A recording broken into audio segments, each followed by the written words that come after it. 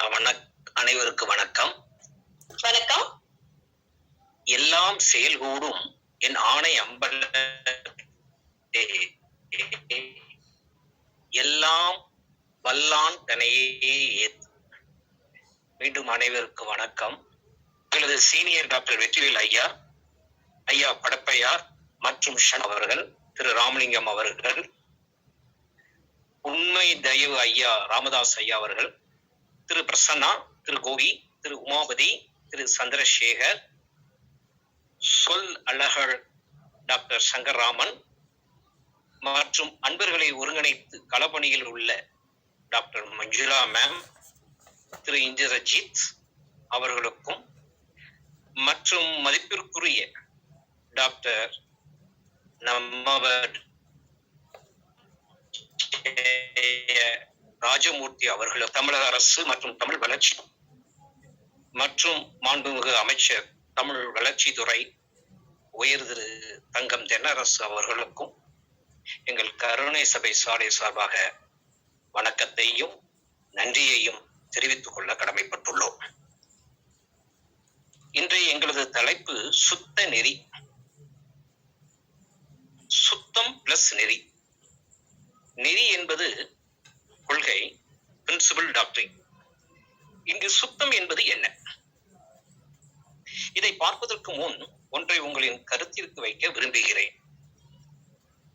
வள்ளலாரின் சுத்த சன்மார்க்கம் குறித்து உள்ளது உள்ளபடி தெரிந்து கொள்ள வேண்டுமானால் 12 தலைப்பு சத்திய வார்த்தைகளையும் அதற்கு வள்ளலார் தந்த பொருளையும் நாம் தெரிந்து கொண்டிருக்க வேண்டும். இப்பொழுது நான் இதுல ஒரு ஷேர் பண்ற ஒரு படத்தை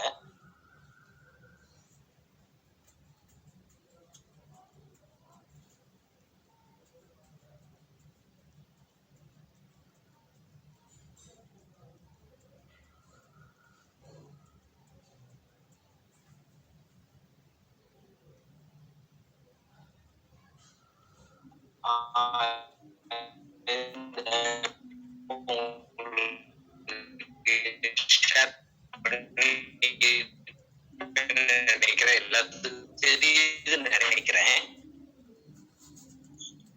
தெரியுதுங்க, சொல்லுங்க. 12 தலைப்புகள். இந்த 12 தலைப்புகளுடைய ஒவ்வொரு சத்திய வார்த்தைக்கும்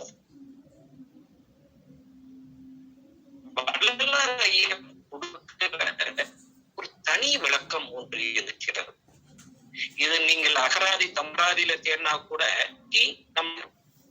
ஆனா ஐயா இந்த தலைப்புகளுக்கு இதுக்கு நாம் உள்ளபடி அறிந்திருக்க முடியாது. இந்த 12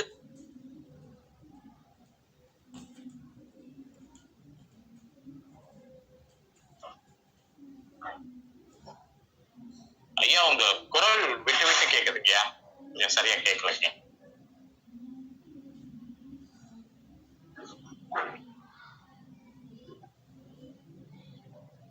இல்லங்க சார், மியூட் ஆயிடுச்சு, அன்மியூட் பண்ணிக்கங்க சார்.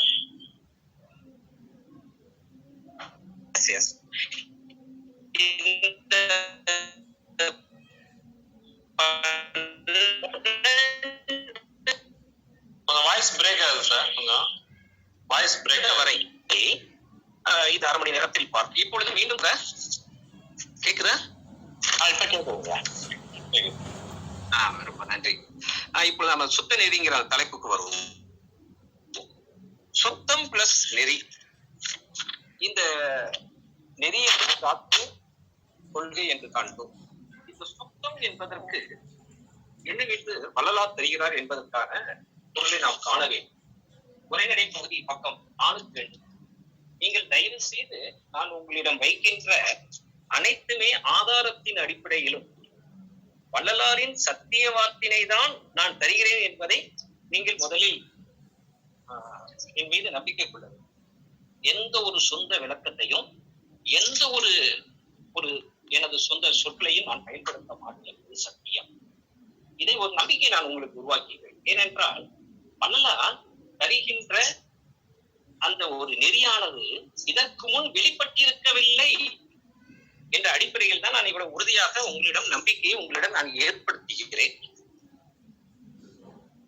சுத்த நெறி, சுத்தம் பிளஸ் நெறி. நெறி என்பதை நாம் சொல்லி வருகிறோம், அது கொள்கை. சுத்தம் என்பதற்கான வள்ளலாரின் தனிப்பொருள் என்ன? நான்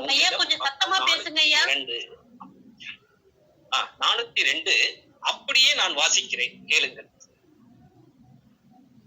சுத்த சமரசம் என்பதற்கு நியாயம் விந்து பரவிந்து இரண்டையும் மறுக்க வந்தது சுத்த விந்து வந்தது போலும், சிவம் பரசிவம் இரண்டையும் மறுத்தது சுத்த சிவம் போலும், சன்மார்க்கம் சிவசன்மார்க்கம் இரண்டையும் மறுத்தது சுத்த சன்மார்க்கம், பூர்வத்தில் நின்ற சமய மத சன்மார்க்கங்களை மறுப்பது சுத்த சன்மார்க்கம்.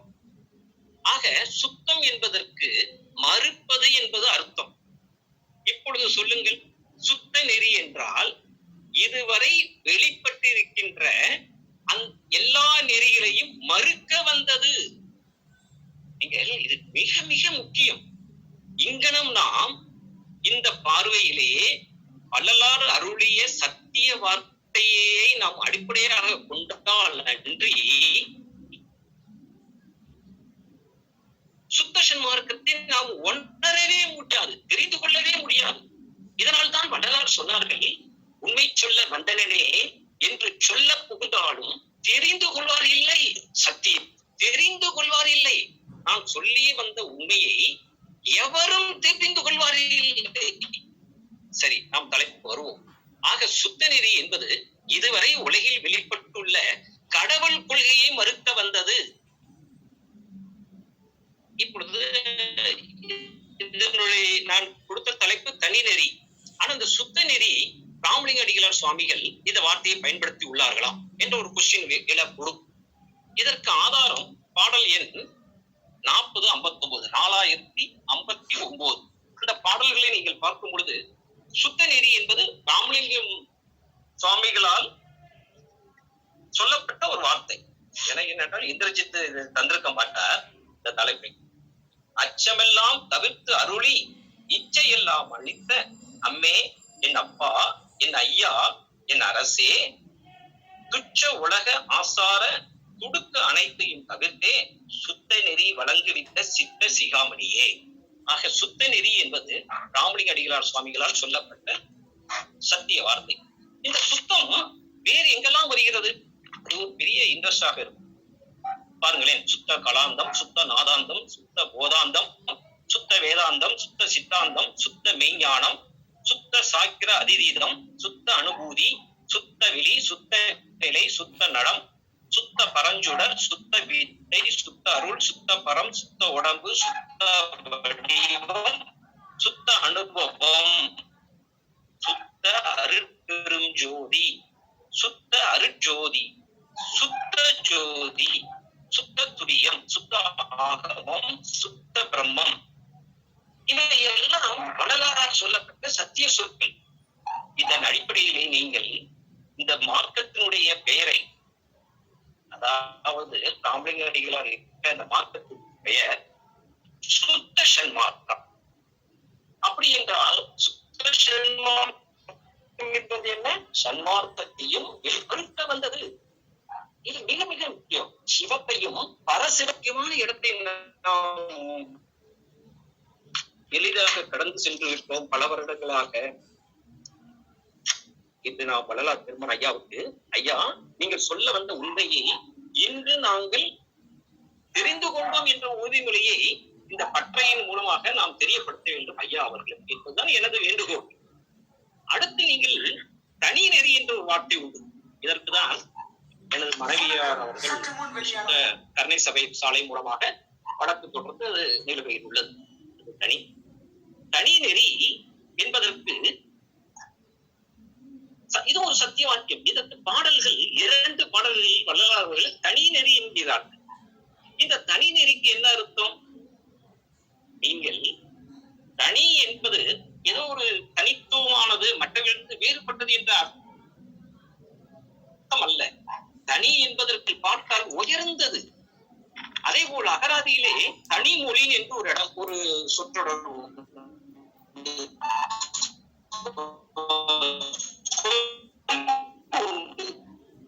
அந்த சொல்லுக்கு அவர்கள் சொல்லுகிறார்கள், தனி மொழி என்பது எந்த மொழியும்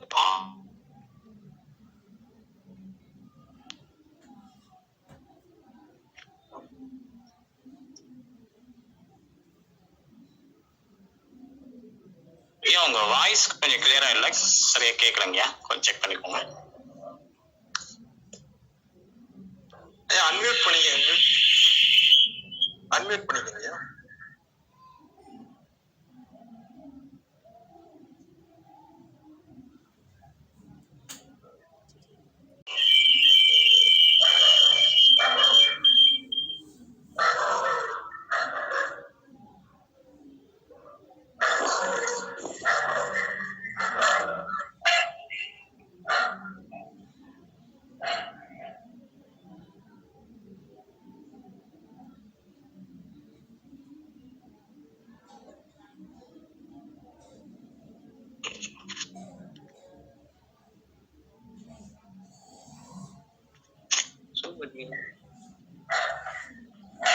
கேக்குதா? கேக்குது, தொடருங்க தொடருங்க தொடருங்க. இப்பொழுது நாம் தனி நெறி என்பதில் நாம் உள்ளோம். அப்ப தனி மொழி என்று அகராதியில் பார்க்குமானால் எந்த நெறியில் இருந்தும் பிறக்காத ஒரு மொழிக்கு தனி மொழி என்று சொல்லப்படுகிறது தமிழ் அகராதிப்படி. அதுபோல் தனி நெறி என்பது எந்த ஒரு நெறியில் இருந்தும் இந்த நெறி பிறக்கவில்லை. இது மிக மிக முக்கியமாக நான் இந்த இடத்தில் வைக்க விரும்புகிறேன். அப்படி என்றால் இது ஒரு தனி நெறி என்றால் தனி கொள்கை, இது தனி நெறி என்றால் இது தனி கடவுள் இருக்க வேண்டும். இது சுத்த நெறி என்றால் இது ஒரு இதற்குடைய வழிபாடுகள் புதியதாக இருக்க வேண்டும். இதனுடைய பயன், உலகத்தில் இருக்கிற கடவுள் பொருட்கள் எல்லாம் என்ன பயன்கள் தருகின்றன? இது மனிதன் விரும்புகின்ற ஒன்றுதானே. ஏன்னா பயன் இல்லாமல் எந்த ஒரு செய்கையுமே அல்ல.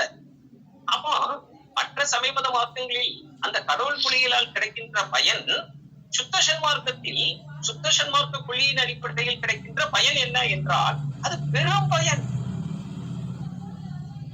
அதுதான் இத்தேகத்தையே நித்திய தேகமாக்கிக் கொள்வது. ஆக சுத்த சன்மார்க்கத்தில் நீங்கள் 3 எண்ணத்தை நிரூபித்தால் இது சுத்த நெறி என்றும் தனி நெறி என்றும் நாம் சொல்ல முன் வருவோம். எதையெல்லாம்? அதில் வெளிப்பட்டுள்ள கடவுள் யார்,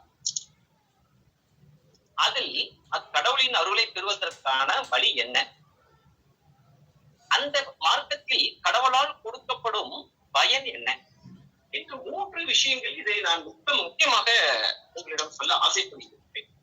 இதில் வெளிப்படுகின்ற கடவுள் யார் என்பதற்கு பல உரைநடை பகுதியிலே நாம் இதை காணலாம்.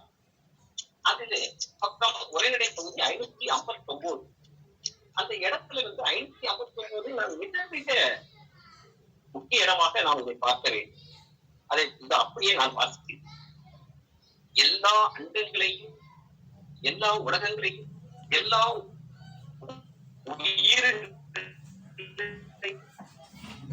எல்லா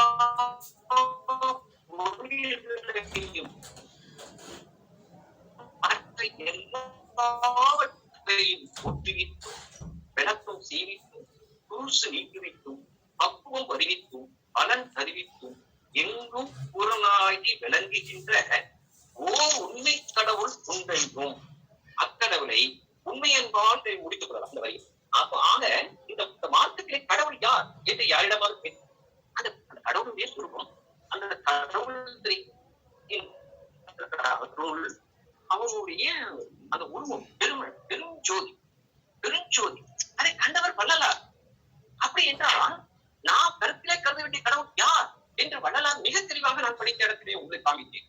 ஓர் உண்மை கடவுள் உண்டென்றும், உண்மை என்பால் கருத்தில் கருதிதான் நாம் வழிபாடு செய்ய முடியும். இது பொதுவாக நாம் வழிபாடில் வைக்கின்ற கடவுள் உண்மை கடவுள் உண்டென்றும் என்று கருத்தில் கருதி உண்மை என்பால் வழிபாடு செய்ய வேண்டும். அந்த கடவுளுடைய சொரூபம் தெரிகின்ற வரையில் நாம் கருத்தில் கொள்ள வேண்டிய கடவுள் ஓர் உண்மை கடவுள் உண்டென்றும் என்றுதான் பலரால் மிக தெளிவாக விண்ணப்பங்களிலும் இது 4 இடத்தில் இதற்கு ஆதாரம் ஆதாரங்கள் உள்ளன. சரி, அதே அந்த கடவுள் தான் இதுவரை வெளிப்பட்டு இருக்கின்ற சமய மத மார்க்கங்களில் வந்த கடவுளோ அப்படிங்கிறது ஒரு ஒரு தனி கடவுள் என்றால் வந்திருக்க கூடாது. அதே கடவுள் என்றால் அந்த கடவுள் தானே அவர் சொல்லியிருக்க வேண்டும். இதற்கு ஒரு ஆதாரம் உள்ளது. அதுதான் கடிதம். ஏப்ரல் மாசம் 1871 ஒரு கடிதம் அவர்கள் ஒரு அறிவிப்பினை வெளியிடுகிறார். அதுல இப்போது வருகிற நமது கடவுள், இதற்கு முன் சமய சாத்திர புராணங்களில் வந்ததாக சொல்லுகின்ற பல வகைப்பட்ட ஏற்பாட்டு கருத்தர்கள், மூர்த்திகள், கடவுளர், தேவர், அடியார், யோகி, ஞானி முதலானவர்களில் ஒருவர் அல்ல. நான் கண்ட கடவுள் இதற்கு முன் வெளிப்பட்டுள்ள சமய சாத்திர புராணங்களில் சொல்லப்பட்ட கடவுள் அல்ல. வரலாறுடைய சத்திய வாக்கியங்கள் தான் நான் வாசிக்கின்றேன். இதில் எந்தவித சொந்த ஒரு வாக்கியத்தை நான் பயன்படுத்தவில்லை. அடுத்து இதனுடைய வழிபாடு என்ன அப்படி என்றால், இது மற்ற வழிபாடுகளா அப்படின்னு கேட்டால், இது மிக மிக சத்திய வாக்கியம். எப்பொழுது சொல்கிறார் தெரியுமா? அந்த திருக்கதவு காப்பிடுவதற்கு முந்தின இரவு பார்த்தீங்களா, அந்த சித்தி வளாகத்துல மனசுக்கு அந்த காட்சியை எல்லாருமே கொண்டு வரும். எண்ணத்துல கொண்டு வரும் கருத்து. எப்பொழுது 30 ஜனவரி 1874 இரவு 12 மணி சித்தி வளாகத்தை நீங்க மனசுக்கு கொண்டு வாங்க. எல்லாருமே திரு அறை தரிசனத்தை பார்த்திருப்போம். திரு அறை சித்தி வளாகம். அங்கு அன்பர்கள் சூழ்ந்து உள்ளார்கள். பெருமான் வள்ளல் பெருமான் என்று கொண்டிருக்கிறார். அதிசயம் நடக்கப் போகிறதே என்று 2 மாதத்துக்கு முன்னாலே பரவுகிறது. அதற்கு ஆதாரங்கள் கடிதங்கள் உள்ளன. இப்போது நடைபெறாது, நடைபெற்றாலும் அப்பொழுது பார்த்துக்கலாம். அவங்கவுங்க வேலையை பாருங்க. ஒரு 2 மாதத்துக்கு முன்னால் கடிதம் எழுதிக்கிறார். அதிசயம் நடப்பது இருக்கலாம், நடக்கலாம் அப்படின்னு தெளிவாக சொல்லி, எந்த அதிசயம் நான் பெற்ற தேகத்தில் வெளிப்படுகிறது தான் அது அந்த அதிசயம். 12 மணி, இரவு 12 மணி நண்பர்கள் சொல்ல உட்கார்ந்துக்கிறாங்க. அவர் சொன்ன கடைசி வார்த்தை, நமக்கு அந்த ஏற்கனவே வெளிப்பட்டிருந்த வரலாறுடைய திருவுருவத்திலேயே அவர் சொன்ன சத்திய சொற்றொடர், கடைசி சொற்றொடர் என்ன தெரியுமா? இதுகாரும் என்னோடு நீங்கள் பழகி சுத்த சன்மார்க்க ஒழுக்கம் என்னதென்று தெரிந்து கொள்ளவில்லையே. அற்புதமான வார்த்தையை பாருங்க. இதுகாரும் என்னோடு நீங்கள் பழகி சுத்த சன்மார்க்க ஒழுக்கம் இன்னதென்று தெரிந்து கொள்ளவில்லையே. பக்தி யாதெனில், இதுதான் மிக மிக மிக முக்கியமான வார்த்தை. பக்தி யாதெனில், பக்கத்தை சொல்லி விடுகிறேன், அது நானே படிக்கிறேன். 410 உரைநடை பகுதி. பக்தி யாதெனில், இங்கு இருக்கின்ற ஒன்றையும் பொருளாக கொள்ளாதீர்கள். எல்லா பற்றுகளுக்கும் காரணமான ஆசார வகைகளை விட்டு தலைவனையே துடிவீர்கள். எவ்வளவு ஒரு சுத்த நெறி, சுத்த நெறி என்று சொல்கிறோமே, அந்த சுத்த நெறிக்கு இதுதான் விளக்கம். மீண்டும் ஒருவரை பறிக்கின்றேன். திருக்கதவு காப்பிடுவதற்கு முந்தின இரவில் வள்ளலார் நம்மிடம் சொன்னதை அப்படியே அந்த வாக்கியத்தை போட்டிருக்கிறார். இதுகாரும் என்னோடு நீங்கள் பழகி சன்மார்க்க ஒழுக்கம் இன்னதென்று தெரிந்து கொள்ளவில்லை. யாதெனில், இங்கு இருக்கின்ற ஒன்றையும் பொருளாக கொள்ளாது. எல்லா பற்றுகளுக்கும் காரணமான ஆசார வகைகளை விட்டு தலைவனையே தொடுவீர்கள். இந்த இடம் நீங்கள் கேட்கலாம், ஆசார வகைகள் என்கிறார்களே, அந்த ஆசார வகைகள் என்னென்ன ஆசார வகைகள்? அதுவும் மிக மிக மிக தெளிவாகவே இவர்கள் தந்துள்ளார். அடுத்து நான் இப்பொழுது இதை நிறைய பேசலாம். வகுப்புகள் உள்ளன, சர்டிபிகேட் கோர்ஸ் உள்ளது, 1 year கோர்ஸ் அனைத்தும் நமது ஆய்வகத்திற்கு அவர்கள் அந்த இடத்துல நீங்க பாடமாக கற்று அந்த இந்த மாதிரி இந்த டெபினிஷனா சொல்லிக் கொடுத்து, இந்த சுத்த நெறி என்ன, அந்த வழிபாடு எப்படி செய்ய வேண்டும், ஆகா அந்த சாகா நிலையை நாம் பெறுவதற்கு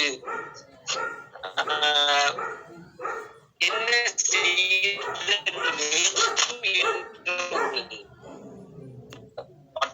என்று நடக்கின்ற அந்த பற்றையில உங்களை ஆசை கொள்ள தூண்டுகிறார்கள் என்றுதான் இன்று நடக்கிற நம்ம சொற்பொழிவாக நான் எடுத்துக்கொள்கிறேன். இப்பொழுது மீண்டும் அந்த தலைப்புக்கு வருவோம். என்னதெல்லாம் அதிதீவிர விருப்பம்.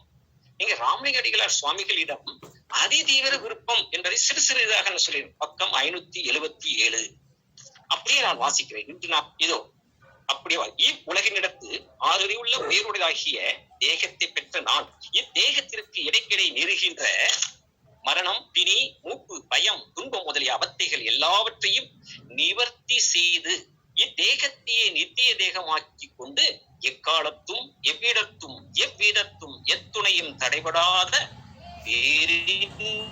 சித்தி பெருவாழ்வை பெற்று வாழ்தல் வேண்டும் என்பதே எனது சத்தியமான அதி தீவிர விருப்ப முயற்சியாக இருக்கின்றது.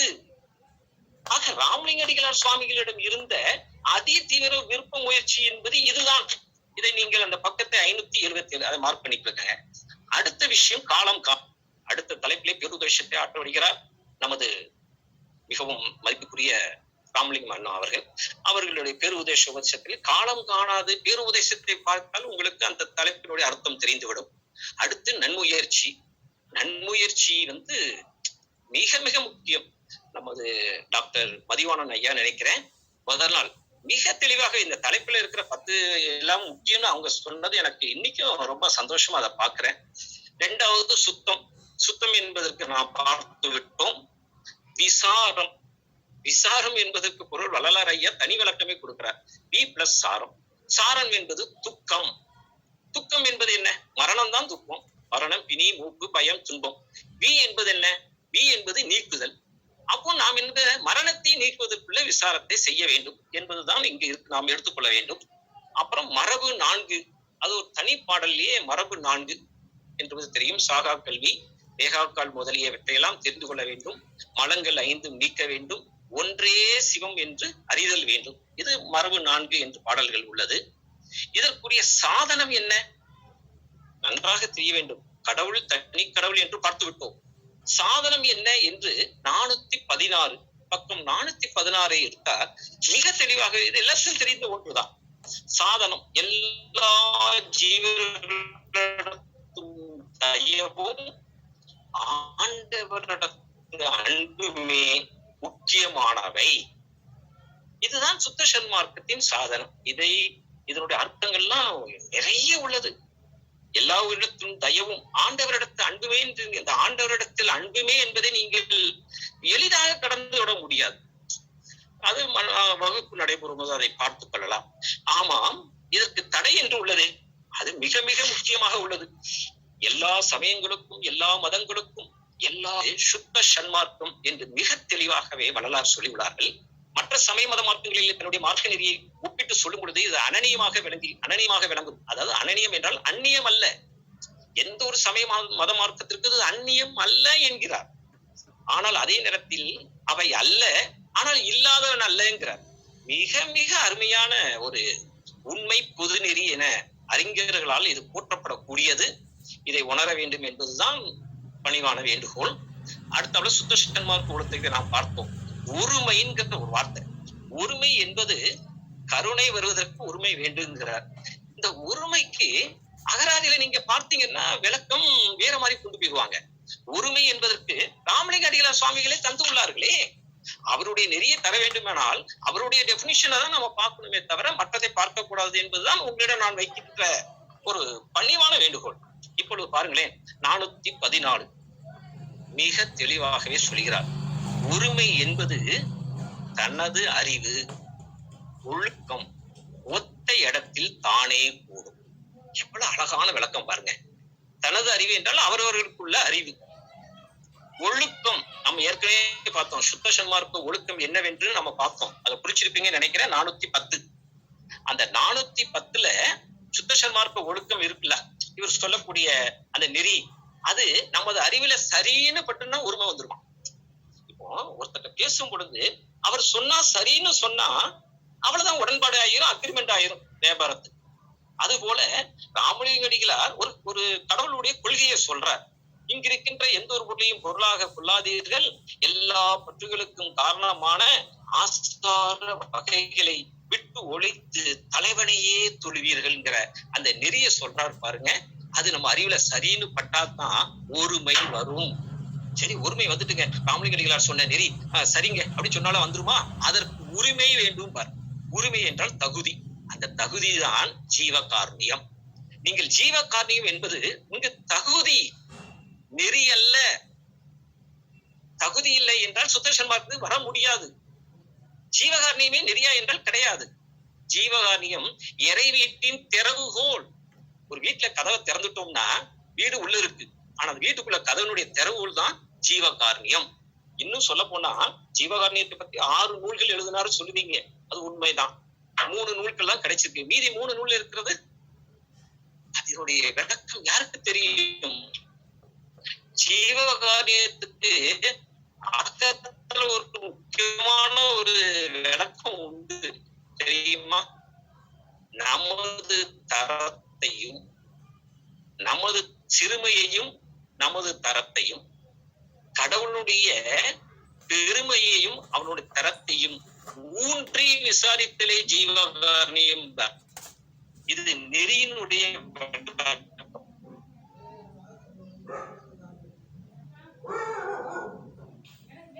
நமது சிறுமையையும் நமது தரத்தையும் கடவுளுடைய பெருமையையும் தரத்தையும் ஊன்றி விசாரித்தலே இதுக்கு பிறகு விளக்கம் காணலாம். இப்பொழுது நீங்கள் அடுத்தது பொது நோக்கம். பொது நோக்கம் என்பது உங்களுக்கு தெரியும். பொது நோக்கம் வந்தால் ஒழிய கருணையை விருத்தி செய்ய முடியாது அப்படிங்கிறது ஒன்று உண்டு. அடுத்து ஆண்மநேயம். எல்லாம் தெரிஞ்சது, அந்த தனி கடவுளுடைய சொரூபம் தெரிஞ்சது. அந்த ஆண்மநேயத்தோட வந்து சொல்ற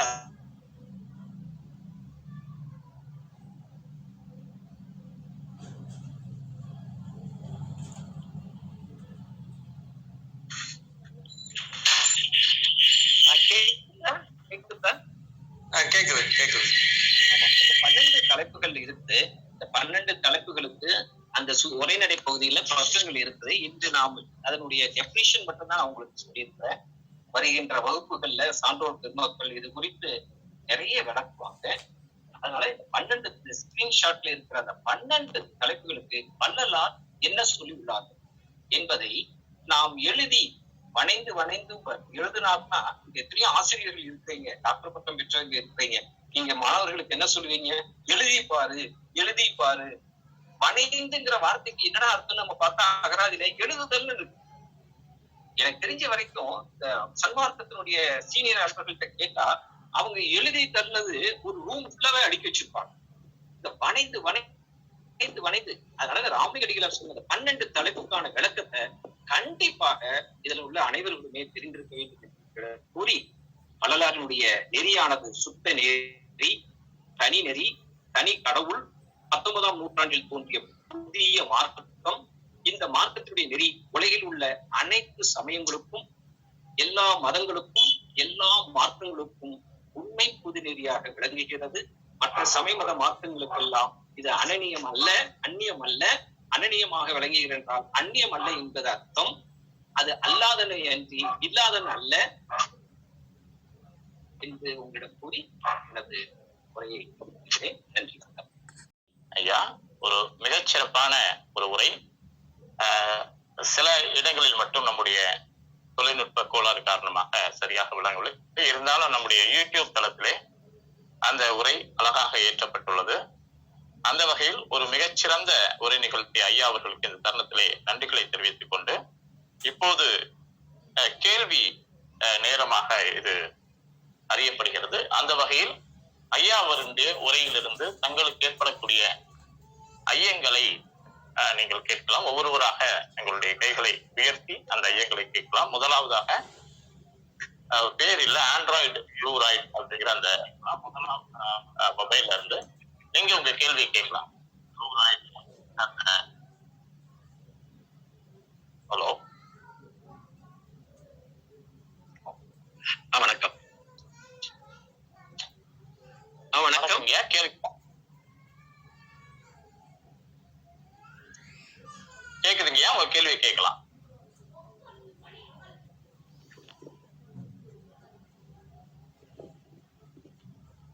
சரியா அடுத்தவங்களை கேட்க அடுத்து நிவேந்தன் ஐயா, உங்க ஒளிவாங்கியை திறந்து கொள்ளுங்க. நிவேந்தன். ஐயா வணக்கம்யா. நம்ம இப்ப முக்தம் சன்மார்க்கத்துக்கு இந்த முக்கிய தடைகள் அப்படிங்கிற சொல்லக்கூடிய இந்த சமயங்கள், மதங்கள், இந்த ஜாதி வேறுபாடுகள் இதெல்லாம் மெயினா நம்ம மெயினா சொல்றாங்க. இது முக்கியமான தடை அப்படின்னு சொல்லிட்டு. ஆனா இது நம்ம பெருபுரத்திலேயே வள்ளல் பெருமானார் நமக்கு நம்மை சார்ந்தவர்களையும் எவ்வித திணறலாவது நம்ம ஆக்கிக் கொள்ள வேண்டும் அப்படின்னு சொல்றாரு. ஆனா அந்த சமுதாயத்துல நாம அதை போய் நம்ம எடுத்து சொன்னோம்னா அத்தனை பேரும் நம்மள ரொம்ப வெறித்தனமாவும் ரொம்ப வெறுக்கிற மாதிரி தான் நம்ம அதை பாக்குறாங்க. அது எங்க வீட்லயே கூட நாங்க ஏன்னா நம்ம சொசைட்டியோட நம்ம ஒன்றிணைந்துதான் போயிட்டு இருக்கோம். எல்லா மக்களோடையும் ஒன்றிணைந்துதான் போறோம். அப்படி போகும்போது நம்மள எல்லாரும் ஒரு வேறுபடுத்தி இப்படி சன்மார்க்கத்துல இருக்கிறதுனாலயே இந்த பழக்கங்களை தவிர்த்ததுனால வேறுபடுத்தி எல்லாம் பாக்குறாங்களா அப்படிங்கிற ஒரு ஃபீல் ஆகுதுங்கய்யா. அதான்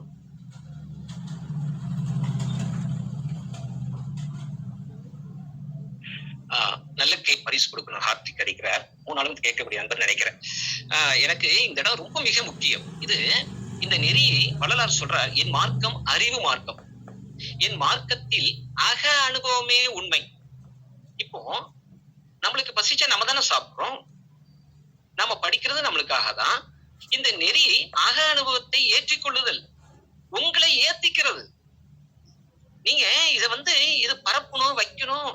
அதான் இந்த ஆண்மநேயத்தை நான் சொல்லாம விட்டுட்டேன். ராமலிங்க அடிகளார் ஆண்மநேய ஒருமைப்பாட்டு உரிமை எப்ப சொன்னார்? இந்த கடவுளை பற்றி மெய்ஞான யோக தவம் இருக்கும்போது யார்ட்டையும் சொல்லல, கண்ணீர் விடும் பொழுது யார்ட்டையும் சொல்லல. தனக்கு அக அனுபவத்திலே கண்ட காட்சியினையை, இந்த உண்மையை, இந்த மார்க்க நெறியை அப்பொழுதுதான் சொல்லுகிறார்கள்.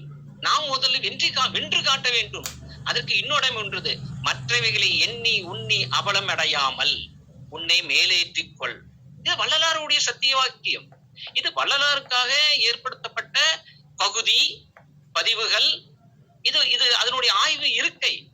இங்கு வள்ளலாருடைய சத்திய வாக்கியத்தின் மேல் நம்பிக்கை வைத்தவர்களுக்கு அந்த பயன் கட்டும் என்ற நம்பிக்கையோடு நாம் இங்கு வந்துள்ளோம். அதனால் நீங்கள் மற்றவைகளை எண்ணி உண்ணி அவலமடைய வேண்டாம். நீங்கள் அந்த தெய்வத்தை பார்த்து விட வேண்டும். பார்த்த பிறகு அவர்களுக்கு எப்படி போதிக்க வேண்டும் என்ற அறிவும் அது சம்பந்தப்பட்ட உண்மையும் நம்மளுக்கு வெளிப்படும் என்பது எனது பணிவான இது. அதனால் மற்றவைகளை உண்ணி எண்ணி அவலம் அடைய வேண்டாம். நம் மார்க்கத்தில் அக அனுபவமே உண்மை. உங்களுக்கு அந்த தெய்வத்தினுடைய அனுபவம் ஏற்படுவதற்கான ஒரு வழியை தான் மார்க்கம் என்றால் வழி. நம்மளுக்கு ஒவ்வொருத்தருக்கான ஒரு வழி. ஒவ்வொருத்தரும் தான் இறைவனை அடைய முடியும். 10 பேர் 5 பேரை கூட்டிட்டு போக முடியாது என்பது ஒரு சாதாரணமாக நான் சொல்லுகிறேன். பாடத்தில் வரும்பொழுது பார்ப்போமே இன்னும் பெரிய விளக்கம். நன்றி நன்றி ஐயா. அடுத்ததாக கேள்வி கேட்பதற்காக ரவிச்சந்திரன் ஐயா அவர்கள் உங்களுடைய ஒளிவாங்கியை திறந்து கொள்ளுங்கள் ஐயா. ரவிச்சந்திரன். ஹலோ, வணக்கம். ஐயா இருக்கீங்களையா? அது பெருமானார் சொல்லி அந்த முறையீட்டு அதை பற்றி மிக அருமையான கேள்வி. நான் அப்படி இதுல ஏற்கனவே என்னுடைய பேச்சிலே இது இருக்குது. பாடல் எண் 3405, பாடல் எண் 4082 2 இதிலும் தனி நெறி என்று வள்ளலாரால் சொல்லப்பட்ட சத்திய சொல். இது நமது சொந்த வார்த்தை அல்ல. தனி நெறி என்று இந்த மார்க்கத்தினுடைய ஸ்தாபகர் சொன்ன வார்த்தை. நன்றி. நன்றியா. நன்றியா. அடுத்த கேள்வியாக நம்முடைய ரம்ஜான் பேகம் அவர்கள், உங்களுடைய கேள்விகளை நீங்க கேட்கலாம். வணக்கம் ஐயா, நான் மதுரையிலிருந்து பேசுகிறேன். இதுல வள்ளலாரோட சுத்த சன்மார்க்கம் அப்படின்னு சொல்லியிருக்கீங்க. அந்த சன் அப்படின்ற சொல்லுக்கு என்ன பொருள் அப்படின்னு சொல்லணுங்கய்யா. அப்புறம் இதுல ஓரிரை கொள்கையை பத்தி வள்ளலார் என்ன மாதிரி சொல்லியிருக்காரு அப்படின்ற தகவலையும் கொஞ்சம் சொல்லுங்கய்யா. ரொம்ப சந்தோஷம். நீங்க மார்க்கங்கள் 4 என்கிறார். கடவுள் கொள்கையை பற்றி இந்த உலகத்திலே 4 வழிகள் உள்ளது. ஒண்ணு தாச மார்க்கம், உருவ வழிபாடு. அப்புறம் சற்புத்திர மார்க்கம், ஆகமங்களுடைய அந்த மந்திரங்கள், ஆகமங்கள், சாஸ்திரப்படியான ஆகமங்கள், மந்திரங்கள் அடிப்படையிலேயே இறைவனை வழிபடுகை. 3வது சக மார்க்கம், யோகங்கள் மூலமாக வழிபடுகை. 4வது ஞான மார்க்கம். இந்த ஞான மார்க்கத்தில் 2 தலைப்புகள் வருகிறது. ஒன்று சமய சன்மார்க்கம், இன்னொன்று மத சன்மார்க்கம்.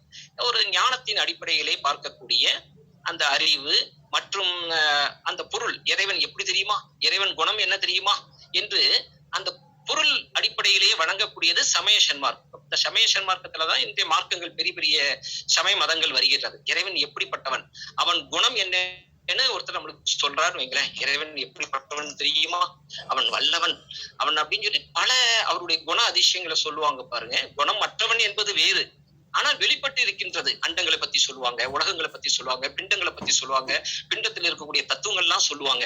இதெல்லாம் வந்து கடவுளால் தோற்றுவிக்கப்பட்டவை. அந்த இதை பத்தி சொல்லும் பொழுது அதனுடைய பொருளை நாம லயிக்கிறோம் பாருங்க. லயிச்சு இறைவனை பெருமையாக நினைத்து காணாமலேயே வணங்குகிறோம் பாருங்க. இது சமய சன்மார்க்கம்.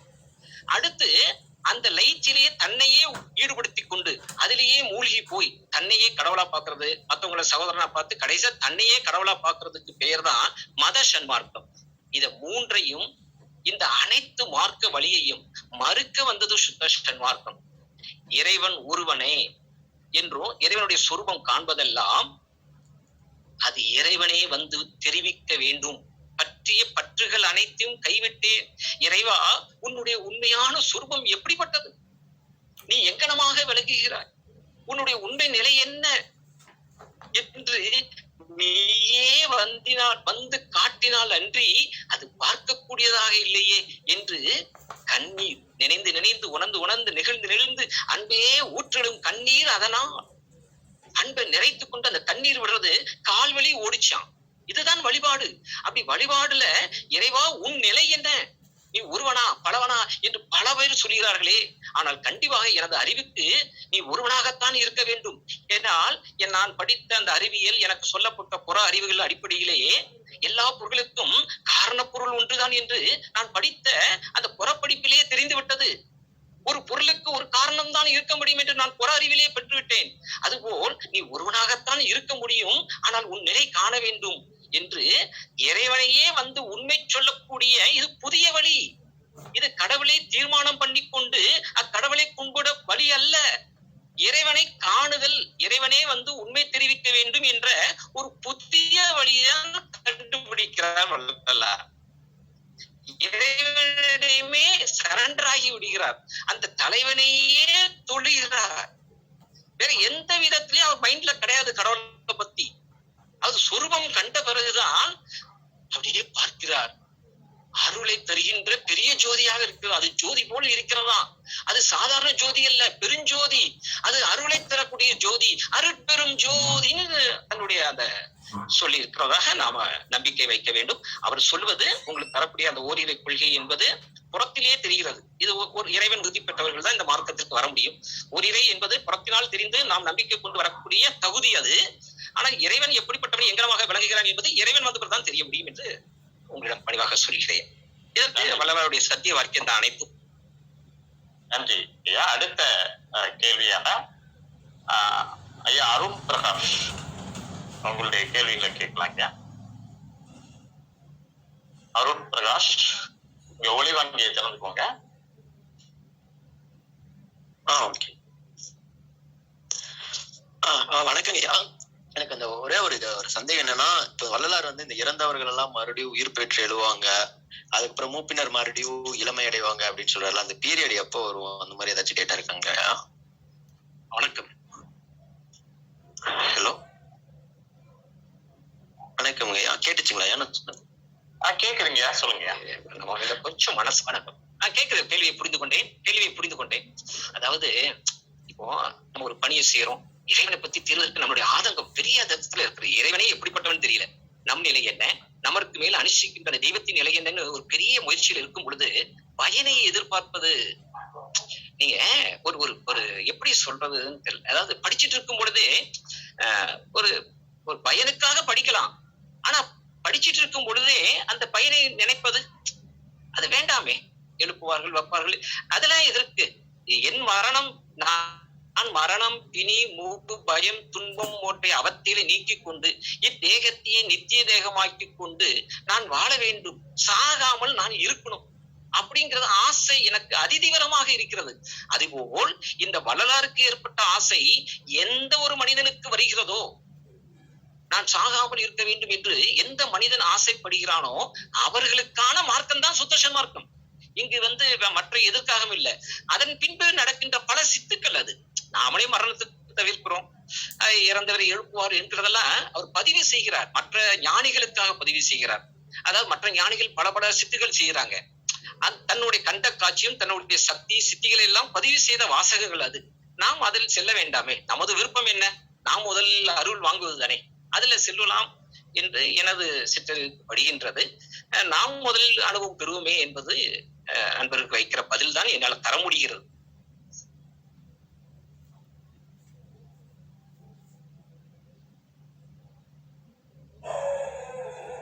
Hello Sankaraman sir. ஐயா, நிறைவான கேள்வியாக ஐயா பாலமுருகன் ஐயா அவர்கள் உங்களுடைய கேள்விகளை கேட்கலாம்.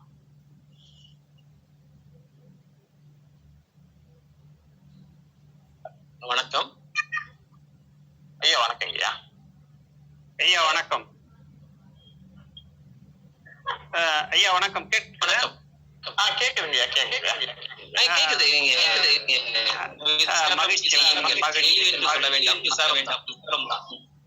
மகிழ்ச்சிங்க. ஒரே ஒரு கேள்வி. தங்களுடைய வாழ்வியல்ல அப்பாவினுடைய என்றைக்காவது அருள் கிட்டியதாக ஏதாவது ஒரு உணர்வு தோன்றி இருக்குதா? அதாவது இது வந்து ராமலிங்க அடிகளாருடைய சத்திய வாக்கியத்தை சொல்லுமே, எதையோ ஒன்று கேட்டு சிற்றொலியை கண்டு பல்லு இழித்து இருமாந்து விடாதீர்கள்ங்கிறார். அதாவது நிறை திரை மூப்பு பயம் துன்பம் எல்லாம் போக்குன பிறகுதான் இறைவனுடைய அருளே முழுமை. அதனால் இப்பொழுது அந்த பாதையில் சென்று கொண்டு இருக்கிறோம் நாம். அவ்வளவுதான். தெரிதல், அறிதல், அனுபவித்தல். இப்ப ராமலிங்க அடிகளார் என்ன சொல்கிறாங்க? உண்மை சொல்ல வந்தனனே என்று உண்மை சொல்ல புகுந்தாலும் தெரிந்து கொள்வார் இல்லை. அதுக்கப்புறம் அறிஞ்சுக்கிட்டவங்க அறிகிறது, அனுபவிக்கிறது. இப்ப திடீர்ந்து அந்த அந்த அந்த உள்ளது உள்ளபடி அவர் என்ன நெறி சொன்னாங்க அப்படிங்கிறது சொற்றொடரையே நாம் சரியாக சொல்ல முடியவில்லை. அதனால் தெரிந்து கொள்வதே ஒரு பெரிய ஏதோ சொல்லுவாங்களா, தெரிஞ்சுக்கிட்டேங்கிற படிப்பு, அதை எக்ஸாம் எழுத போறதுனால படிச்சுட்டு இருக்கிற ஒரு திருப்தி இருக்கு பாருங்க, அந்த திருப்தியை தான் நாம இப்ப அடைஞ்சிருக்கிறோம். அது வந்து இறைவனால தான் அந்த பரீட்சையை எழுத முடியும். இறைவன் தான் நம்மளை தூக்கணும். அது எந்த இடத்துல தூக்குறான்னு தெரியல. மற்ற அனுபவங்கள் அனைத்தும் உண்மை அனுபவம் அல்லன்னு பல இடத்துல சொல்றார். சிற்றொழியை கண்டு பல்லு இழித்து இருமாந்து ஏமாந்து விடாதீர்கள் என்ற வள்ளலாரினுடைய அந்த சத்திய சொற்றொடர்களை தான் உங்களுக்கு நான் பதிலாக தர முடிகிறது. அந்த அளவுக்கு தான் என்னாலும் சொல்ல முடிகிறது. நன்றி, வணக்கம். நன்றி. நன்றி ஐயா. மகிழ்ச்சி. நன்றி ஐயா. நன்றி. இந்த வினாவோடு இந்த அமர்வு நிறைவு பெறுகிறது. மிகச்சிறப்பான ஒரு உரையும் அதற்கான மிக அழகிய விளக்கமும் கொடுத்த ஐயா அவர்களுக்கு நன்றிகளை தெரிவித்துக் கொண்டு வேண்டும் என்று சொன்னால், நம்முடைய புலன குழுக்களில் ஐயாவுடைய மின்னஞ்சங்கள் பெற்று உங்களுக்கு வழங்கப்படும் என்பதையும் சொல்லிக்கொண்டு, அடுத்த அமர்வாக பேருபதேசம் குறித்து நம்முடைய அமெரிக்காவில் இருக்கக்கூடிய நம்முடைய தயவுத்து ராமலிங்கம் அண்ணா அவர்கள் பேச வருகிறார்கள். அவர்களை பற்றி சொல்ல வேண்டும் என்று சொன்னால், ஒரு வள்ளலார் போன்ற ஒரு வாழ்வை வாழ்ந்திட இயலுமா என்ற ஒரு கேள்வி யாரிடமாவது கேட்கும் பொழுது, நிச்சயமாக அந்த வாழ்வை வாழ்ந்திட இயலும் என்பதை நமக்கு கண்கூடாக தெரியக்கூடிய ஒரு மாபெரும் மனிதர்.